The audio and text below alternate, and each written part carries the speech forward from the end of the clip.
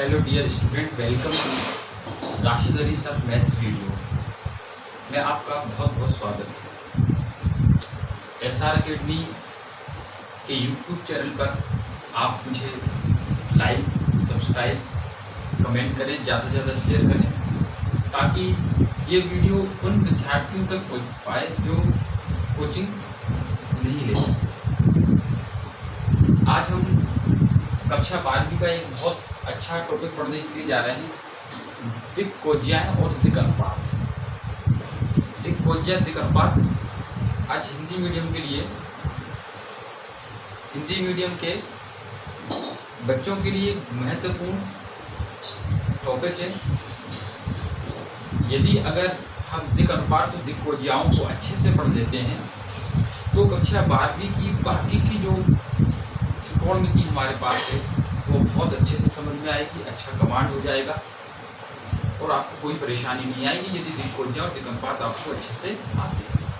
तो चलिए हम स्टार्ट करते हैं, शुरुआत करते हैं आज एक नए टॉपिक की, दिक्कोज्याएँ और दिक् अनुपात।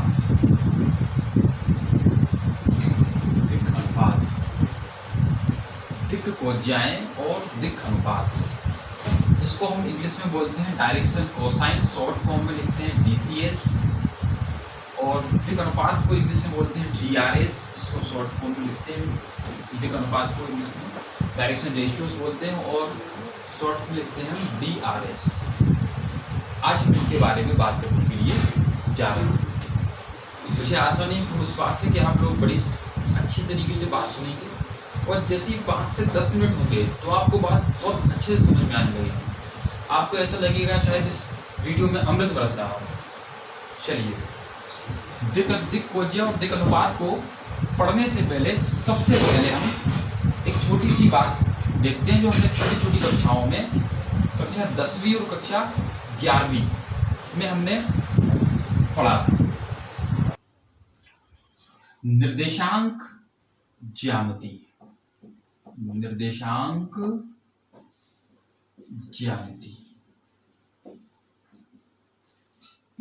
ज्यामिति हमने 10वीं में भी पढ़ा है, इसको हम 11वीं में भी पढ़ के आए हैं। जब हम 10वीं और 11वीं में हमने निर्देशांक ज्यामिति को पढ़ा था तो हमने निर्देशांक ज्यामिति को बताया था कि ये इसको 2 पार्टों में डिवाइड कर दिया था, बांट दिया था, द्विविमीय ज्यामिति में, द्विविमीय ज्यामिति और त्रिविमीय ज्यामिति। त्रिविमीय ज्यामिति। दिक्कोज्याएँ और दिक् अनुपात का टॉपिक हम पढ़ने के लिए जा रहे हैं, लेकिन मैंने आपको बताया कि दिक् अनुपात दिक्कोज्या को पढ़ने से पहले हमें निर्देशांक ज्यामिति का थोड़ा सा रिविजन करेंगे यहाँ पर, फिर हम दिक् अनुपात और दिक्कोज्या को पढ़ेंगे, बहुत अच्छे से समझ में आएगी। निर्देशांक ज्यामिति को हम 2 भागों में बांटते हैं, एक होता है द्विविमीय ज्यामिति और एक होती है त्रिविमीय ज्यामिति। हम समझेंगे कि द्विविमीय ज्यामिति क्या होती है, त्रिविमीय ज्यामिति क्या होती है। यहाँ हम पूरे डिटेल्स में बात नहीं कर रहे कि द्विविमीय ज्यामिति कैसा है और त्रिविमीय, पूरी डिटेल्स में बात नहीं कर रहे क्योंकि इतना समय नहीं है। कक्षा 11वीं में हम इसको समझा चुके हैं, और यदि आप द्विविमीय और त्रिविमीय ज्यामिति को अच्छे से समझना चाहते हैं तो हमारा पिछला जो वीडियो कक्षा 11 का 11वीं का जो वीडियो है उन वीडियो को देखेंगे तो आपको पूरी बात समझ आ जाएगी। देखिए, द्विविमीय ज्यामिति क्या होती थी इसके बारे में देखते हैं। द्विविमीय ज्यामिति, इसको इंग्लिश में बोलते हैं 2 डायमेंशनल ज्योमेट्री। जहां हम कहते हैं कि अगर हम कहते हैं हमारे पास XY समतल है, अगर उस XY समतल में हमारे पास लंबाई भी हो प्लस चौड़ाई भी हो, क्या हो, लंबाई भी हो और प्लस चौड़ाई भी हो, तो हम कहते हैं कि वो द्विविमीय ज्यामिति है।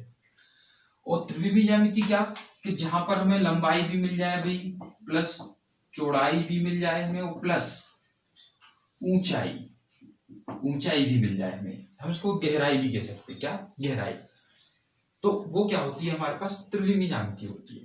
फिर से समझिए, निर्देशांक ज्यामिति को हमने 2 भागों में बांटा, एक द्विविमीय ज्यामिति और एक त्रिविमीय ज्यामिति। द्विविमीय ज्यामिति क्या होती है? XY समतल में अगर द्विविमीय ज्यामिति में सीधा सीधा लंबाई भी होती है और चौड़ाई भी होती है। जहां लंबाई भी हो चौड़ाई भी हो वो द्विविमीय ज्यामिति है। त्रिविमीय ज्यामिति क्या है? जिसमें लंबाई भी हो चौड़ाई भी हो और ऊंचाई भी हो, गहराई, तो वो हमारे पास होती है त्रिविमीय ज्यामिति, जिसको हम कक्षा 11वीं में बहुत डीपली स्टडी करके आए हैं। यदि जिन लोगों को द्विविमीय ज्यामिति और त्रिविमीय ज्यामिति में कोई भी डाउट है या कोई कंफ्यूजन है तो वो हमारे पुराने वीडियो देखिए, उसमें सब क्लियर हो जाएगा। ठीक, तो मैं फिर से बता रहा हूँ, द्विविमीय ज्यामिति जहां में लंबाई भी हो प्लस चौड़ाई भी हो वो द्विविमीय ज्यामिति है। त्रिविमीय ज्यामिति लंबाई भी हो चौड़ाई भी हो ऊंचाई भी हो, त्रिविमीय ज्यामिति है। इसको एक हम छोटे से रूप में भी समझ सकते हैं। कोई हमसे पूछ ले कि द्विविमीय ज्यामिति है क्या, जैसे हम छोटी छोटी कक्षाओं में थे, क्लास 11th में थे, फिजिक्स में टॉपिक आता था कि द्विविमीय गति। फिजिक्स वाले सर हमें पढ़ाते थे कि द्विविमीय गति, तो हम कहते थे, वो पढ़ाते थे हमें द्विविमीय गति में कि ऐसी वस्तु जो समतल पर गति करती है उसको हम द्विविमीय गति कहते हैं। तो वही बात मैं आपको ये बताना चाह रहा हूं कि द्विविमीय ज्यामिति में अगर कोई आपसे कहते हैं कि द्विविमीय ज्यामिति क्या है, तो कहना जहां पर हम 2 एक्सिस की स्टडी करें, यानी कि 2 अक्षों का अध्ययन करें। कौन कौन से? एक्स अक्ष और वाई अक्ष, उसको बोलेंगे हम द्विविमीय ज्यामिति। ठीक है। और अगर हमसे कोई पूछता है त्रिविमीय ज्यामिति, तो हम शॉर्ट में बता सकते हैं कि जहां हम 3 अक्षों का अध्ययन करते हैं, एक्स अक्ष, वाई अक्ष और जेड अक्ष। कितने अक्षों का अध्ययन करते हैं? 3 अक्षों का, एक्स अक्ष का, वाई अक्ष का और जेड अक्ष का, तो उसको बोलते हैं हम त्रिविमीय ज्यामिति। बात समझ में आ रही? मुझे आशा नहीं उस बात से कि समझ में आया होगा। ठीक है। अगर आपको इन ज्यामिति को और अच्छे से समझना है तो उसके लिए आपको मैं फिर दोबारा रिपीट कर रहा हूँ कि आपको क्लास 11th के हमारे पिछले वीडियो देखने होंगे। इसको रखो।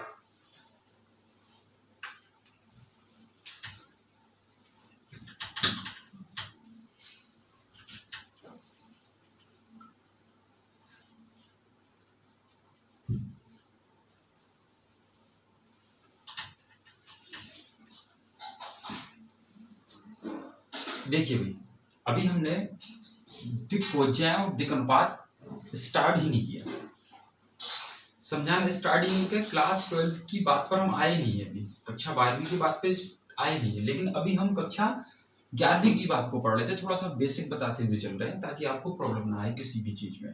देखिए आगे, अब हम बात करते हैं बिंदु की। इसकी बात करने जा रहे हैं बिंदु। बिंदु यानी कि पॉइंट, बिंदु यानी पॉइंट। अब हम क्या है कि हम छोटे से पढ़ते हुए आ रहे हैं, हमने 11वीं में 10वीं छोटी छोटी कक्षाओं में भी पढ़ा है कि बिंदु बिंदु बिंदु। आखिरकार ये बिंदु है क्या, पहले हम बिंदु को समझेंगे। मैंने कहा कि ये मेरे पास पेन है, इस पेन को मैंने, इस पेन की जो नोक दिख रही है, इस नोक को मैंने इस बोर्ड पर रख दिया, इस टाइप उसको दबाया। दबाने से क्या हुआ कि जो यहाँ पर चिन्ह बन गया, दबाने पर क्या किया मैंने, ये पेन लिया, इस पेन की जो नोक थी उस नोक को मैंने बोर्ड पर दबाया, वो दबाने से जो चिन्ह बन गया, ये चिन्ह हमारे पास बिंदु है। इसी को हम क्या कहेंगे, बिंदु कहेंगे। बात समझ में आ रही ना? क्या आप अपना पेन उठाइए, आप अपने पेन को अपनी कॉपी पे रखिए, ऐसे उसकी निब को आप दबाइए। दबाने से जो आपको चिन्ह बन रहा है ना, ये चिन्ह हमारे, इस चिन्ह को हम यहाँ बोलेंगे बिंदु। क्या बोलेंगे? बिंदु। बिंदु की ना तो कोई लंबाई होती है ना ही चौड़ाई होती है, ये बात आप अच्छे से नोट करें। बिंदु की ना तो कोई लंबाई होती है ना चौड़ाई होती है। अगर कोई कहे कि भैया बिंदु की परिभाषा बताओ, तो आप ऐसा कह सकते हैं कि ऐसा वृत्त जिसकी त्रिज्या 0 है, ऐसा वृत्त जिसकी त्रिज्या कैसी है, 0 है, वो हमारे पास क्या होगा, बिंदु कहलाता है। बात समझ में आ रही ना? क्या कि बात समझ पा रहे कि ऐसा वृत्त जिसकी त्रिज्या 0 है, वह क्या होगा, हमारे पास बिंदु होगा। बिंदु की ना तो लंबाई होगी और ना ही चौड़ाई होगी। इस बात को आपको बहुत अच्छे से याद रखना है। ठीक है, समझ में आया ना। और बिंदु क्या होता है, हम पेन को लें, उसकी नोक को यहाँ रखें और नोक को दबाने पर जो हमारे पास चिन्ह बन जाएगा वो चिन्ह हमारे पास बिंदु होगा। ठीक है, समझ में आया। इसको रख कर चलिए अब थोड़ी सी बात हम बिंदु पे करते हैं। और ये हमने आपको बताया था कि ये बिंदु है। मान लो इस बिंदु को मैंने नाम दे दिया, ये क्या है, पी बिंदु है। आप कुछ भी नाम दे सकते हैं, लेकिन पी बिंदु है। अगर आपने देखा होगा इसमें हम इसको बिंदु को हम ब्रैकेट में लिख दें, एक 2,3 लिख दें। अच्छा, कितना लिख दें, 2,3। कितना, 2,3 ऐसा हमने यहाँ पर लिख दिया। ठीक है ना। तो इसको पूरे को तो हम बिंदु बोलेंगे, और जो ब्रैकेट के अंदर, कोष्टक के अंदर जो संख्या लिखी हुई है इनको बोलेंगे हम निर्देशांक। क्या बोलेंगे इनको हम, निर्देशांक। और निर्देशांक का अर्थ होता है कि निर्देश करने वाले अंक। ये बिंदु ये बता रहा है कि x एक्सिस की वैल्यू कितनी है, x एक्सिस पे कितनी है, 2 है, और y एक्सिस पे कितनी है, 3 है। यह हमेशा पहले x की वैल्यू और दूसरी y की वैल्यू निर्देशांक ज्यामिति में कक्षा 10वीं और कक्षा 11वीं में हम इसको पढ़ चुके हैं। अगर ये त्रिविमीय ज्यामिति में बिंदु होता तो उसके अंदर जो उसके निर्देशांक होते वो 2,3,4 होते। पहला किसका होता, x का, दूसरा किसका होता, y का, और तीसरा किसका होता, z का।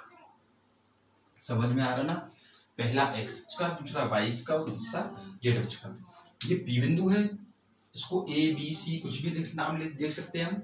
और इस बिंदु के अंदर जो कोष्टक के अंदर जो संख्याएं लिखी हुई है इनको बोलते हैं निर्देशांक। और निर्देशांक का अर्थ होता है निर्देश करने वाले अंक के x पे क्या है, y की वैल्यू क्या है, और z की वैल्यू क्या है।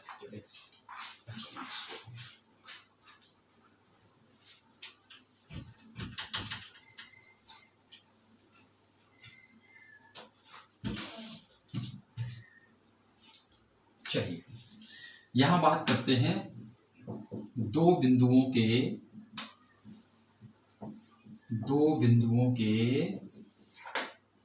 बीच की दूरी।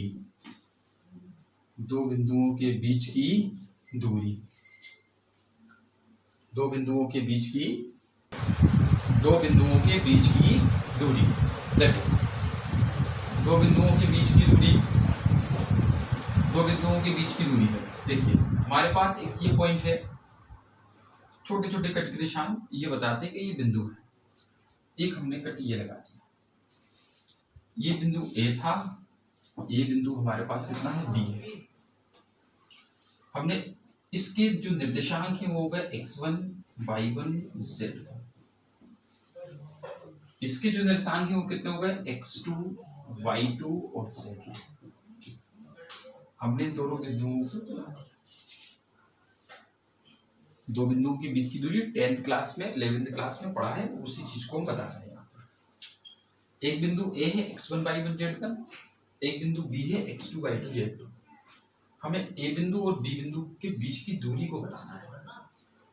तो बिंदु A और बिंदु B के बीच की दूरी को बताना है तो हमने फॉर्मूला पढ़ा था कि AB equal root x2 minus x1 का whole square plus y2 minus y1 का होल स्क्वायर प्लस, जगह नहीं नीचे लिख दे रहे, z2 माइनस z1 का होल स्क्वायर।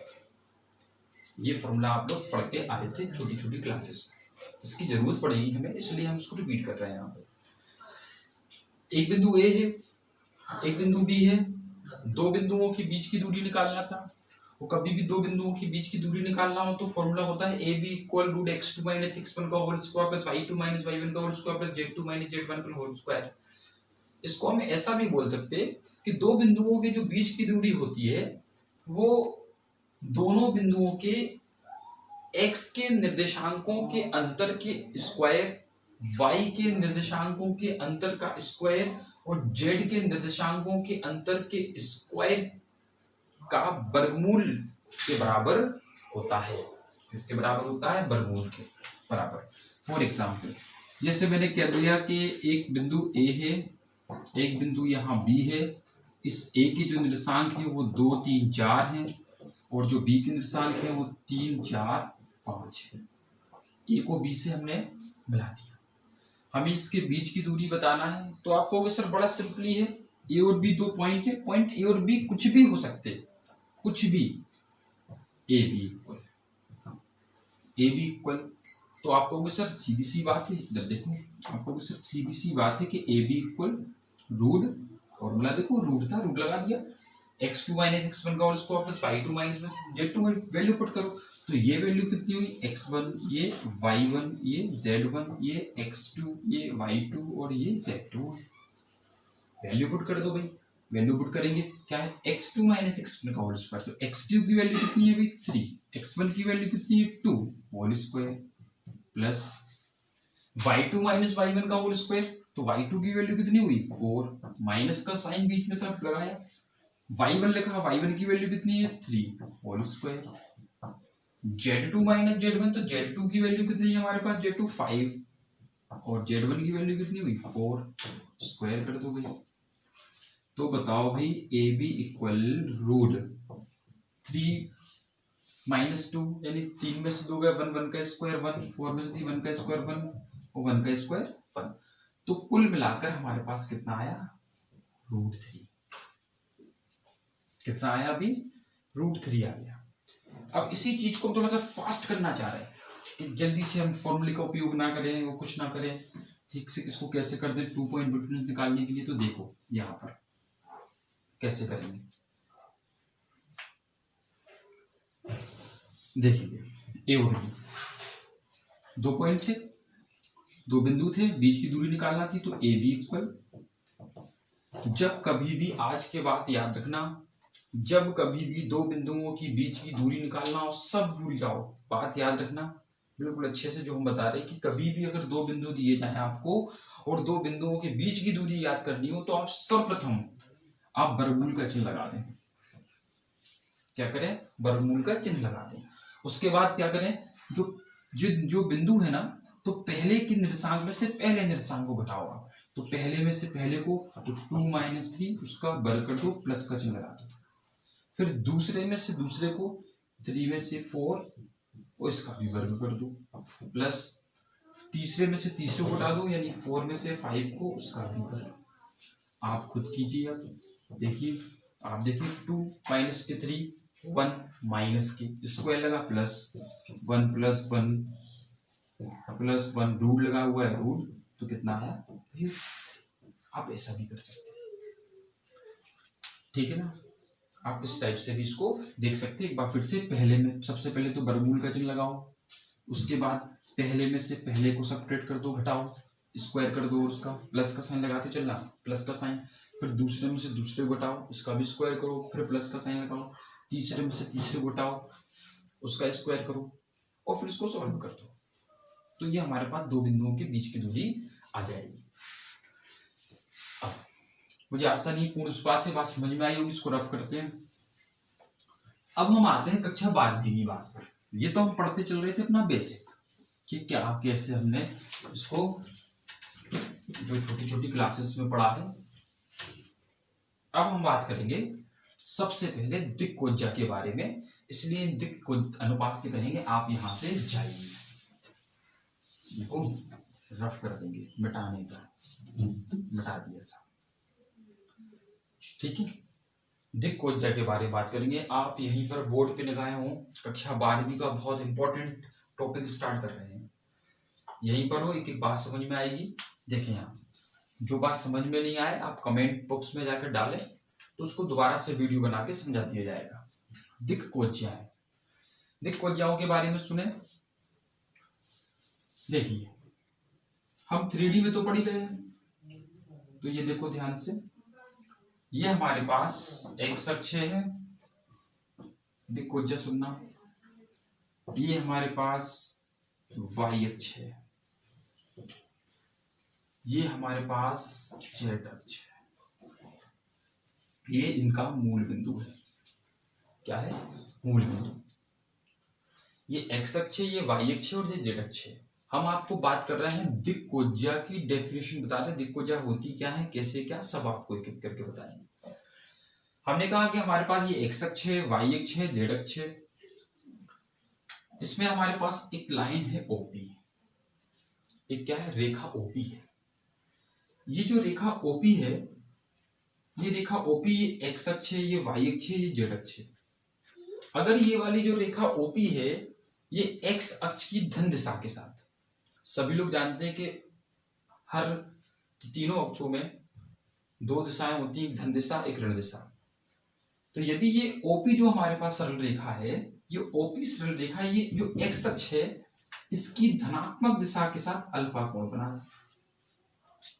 ये जो OP सरल रेखा है ये x अक्ष की धन दिशा के साथ, किस दिशा के साथ, धन, ऋण नहीं धन दिशा के साथ। अगर ये OP सरल रेखा x अक्ष की धन दिशा के साथ अल्फा कोण बनाए और यही OP रेखा y अक्ष ये है, इसकी धन दिशा के साथ कितना कोण बना, बीटा कोण बना, लेकिन बनाना चाहिए धन दिशा के साथ। और यही सरल रेखा OP z अक्ष की धन दिशा के साथ कितना कोण बनाए, गामा कोण बनाए। फिर से सुने कि हमारे पास ये OP एक सरल रेखा है। अगर ये OP सरल रेखा तीनों अक्षों x अक्ष, y अक्ष और z अक्ष की धनात्मक दिशाओं के साथ, किस दिशा के साथ, धनात्मक दिशाओं के साथ, यानी कि OP सरल रेखा ने क्या किया, ये x अक्ष था, इसकी धन दिशा के साथ अल्फा कोण बनाया। इसी OP सरल रेखा ने ये y अक्ष था, इसकी धन दिशा के साथ बीटा कोण बनाया। और इसी OP सरल रेखा ने z अक्ष की धन दिशा के साथ कितना कोण बनाया, गामा कोण बनाया। तो हम कह सकते हैं कि यहाँ पर हम कह सकते हैं कि cos alpha, cos beta, cos alpha, cos beta और cos गामा उस सरल रेखा की क्या होती हैं, दिक्कोज्याएं होती हैं। फिर से सुने, यदि कोई सरल रेखा तीनों अक्षों की धनात्मक दिशाओं के साथ, तीनों अक्षों की धनात्मक कौन कौन से अक्ष, x अक्ष की धन दिशा, y अक्ष की धन दिशा और z अक्ष की धन दिशा के साथ क्रमशः अल्फा, बीटा, गामा कोण बनाती हैं, तो हम कहते हैं कि cos alpha, cos beta, cos gamma उस सरल रेखा की दिक्कोज्याएं हैं। बात समझ में आ रही ना, क्या है, cos alpha, cos beta, cos gamma उस सरल रेखा की दिक्कोज्याएं हैं। इसका नाम ही कोज्या था, इसलिए इसको तो cos alpha, cos beta, cos gamma उस सरल रेखा की दिक्कोज्याएं हैं।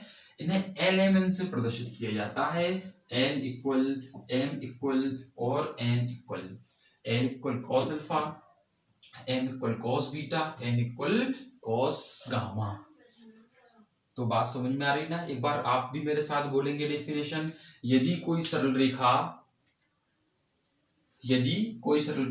x अक्ष की धन दिशा के साथ अल्फा, वही सरल रेखा OP y अक्ष की धन दिशा के साथ बीटा और वही OP सरल रेखा z अक्ष की धन दिशा के साथ गामा कोण बनाती है, तो हम कह सकते हैं कि cos alpha, cos beta, cos gamma उस सरल रेखा की दिक्कोज्याएं हैं, जिन्हें हम LMN से प्रदर्शित करते हैं। L equal cos alpha, M equal cos beta, N equal cos gamma. चलिए, मुझे आशा नहीं पूर्ण इस बात से कि ये बात आपको समझ में आई होगी। अब इसकी आगे की जो बात है, इसकी डेफिनेशन लिखवाना, इसकी प्रूविंग थ्योरम वगैरह को बताना, वो हम अगले वीडियो में बताएंगे आपको। जब तक आप इस वीडियो को लाइक करें, सब्सक्राइब करें, शेयर करें, कमेंट करें, हमें बताएं कि आपको ये वीडियो कैसा लगा, ज्यादा से ज्यादा लोगों तक पहुंचाएं और ये वीडियो उन बच्चों तक जरूर पहुंचाएं जो बच्चे कोचिंग जाने में असमर्थ हैं। ऐसे बच्चों को सशक्त करना ही हमारा मुख्य उद्देश्य है। अगले वीडियो के लिए आप तैयार रहें, आप सब्सक्राइब करें तो आपको नोटिफिकेशन मिल जाएगा। आज के लिए इतना ही। जय हिंद, जय भारत।